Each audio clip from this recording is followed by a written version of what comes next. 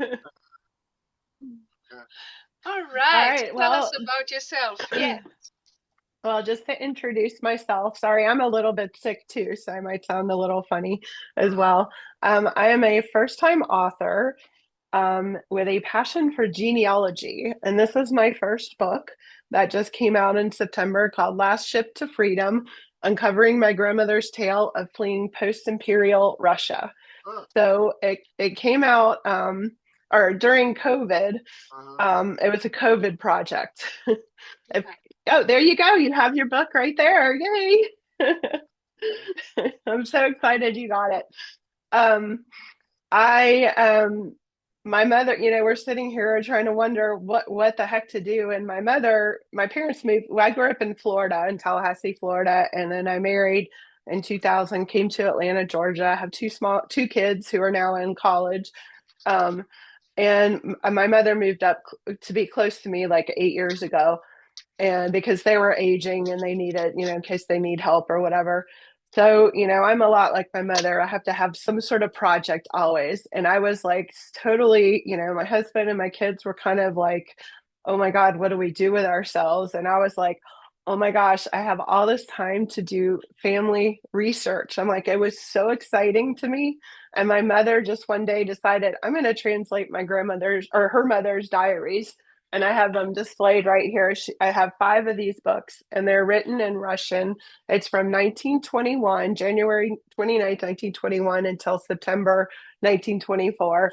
And they're kind of yellowed, and her writing was just absolutely beautiful. She was only 11 when she wrote these. Oh gosh, they're falling apart. Anyways, I shouldn't be handling them as much, but anyways, so my mother translated the diaries. It was, my parents are both fluent in Russian. My mother was born in New York City. My father was born in what was then Poland. It was the Russian Empire, and now it's Western Ukraine. So he spoke Russian, English, or Russian, Ukrainian, Polish, a little bit of German. But he didn't come over until 1950.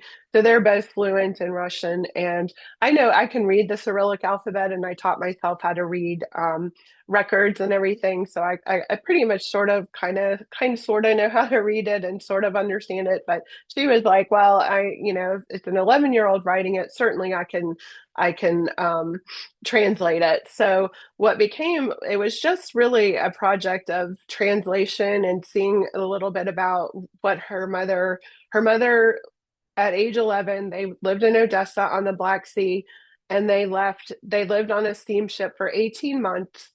And they left during the Crimea evacuation of November 14th, 1920, which I had never heard of that big event before I started researching this. And the more that I researched all this, I realized that this story needed to be told, that I should really make it a published book instead of just keeping it.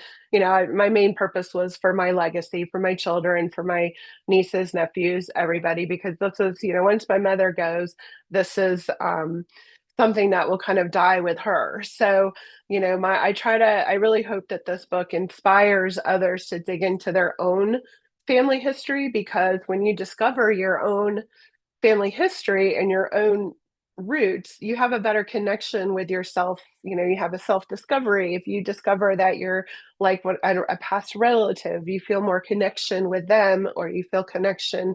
I think it gives you more confidence. And this was such a satisfying project, and I feel like the world needs more people that understand themselves and have that confidence in themselves and that self worth. Like it really this gave me a lot of self-worth doing this project, and I think my grandmother would be proud of me for doing this. You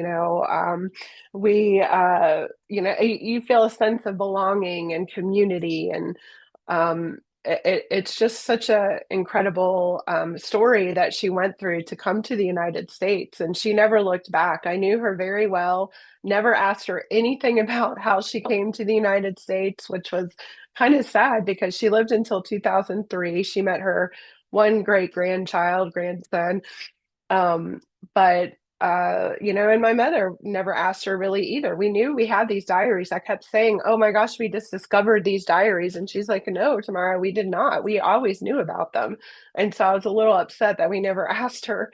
So I just like to encourage everybody to at Chris, relating it to Christmas, families are all together, and it's really important to talk to your elders and your family, to ask them their family story, even if they're, have a little dementia going on, or, whatever, or whatever. It brings a light up, when my father has dementia actually right now, and he has a hard time speaking. But when I would ask him, a couple years ago, specific questions about his life in Russia, he just lit up and was able to talk about it. And, you can record it, some tips on, doing that, like around the family, is to record it. You have a great tool with your phone right here. You can record a video, you can record audio. You don't have to write a story. It's just getting those stories down, to pass them down, because you don't know who they'll help in your family. Someone that might feel lost, or, disconnected or disjointed from their family. I realized that I didn't think that I was anything like my grandmother. I felt like I was more like my dad's mom, and this is my mom's mom. And to find out that in fact, I was a lot like my grandmother. Her attention to detail was astronomical. She wrote like every single day for 3.5 years in her diary, and she was only 11. She was very structured, very, things had to be the way they were. If you didn't hold your fork correctly, you were in big trouble. And I think that stems from, trying to, having such uncertainty, living on a ship for 18 months when you're a child, and not knowing, you have no stability, you have no idea where you're going, if you're even going to go back. And she never went back to her country. But she did keep in touch with some of her cousins, and I actually have a couple cousins on Instagram, actually third cousins that we keep in touch with. um, but that's my story, a little bit different. And like I said, I'm just getting started with this, and I just love family history. And for fun, I like to research other people's family stories and family history. So it's a lot of fun. I've enjoyed writing the book. And again, it's Last Ship to Freedom here. And the first part is the story, like her diaries go until 2024, but I kind of stopped the story in 1922. She arrived at Ellis Island on June 5th, 1922. So I kind of ended the story there. But then I have another section on why researching is so important, and just some basic tips on how to research your family. And then in the end, I have appendices for anyone who's very detail oriented like me, that has a timeline, a crew list. It has maps. Actually, I I hired somebody in, I think, oh gosh, Slovakia, I think, somewhere over there, to do the map, to do my map of the Black Sea. And then after they left the Black Sea, they went up the Dalmatian coast on Croatia, and were at the Bay of Kotor in Montenegro.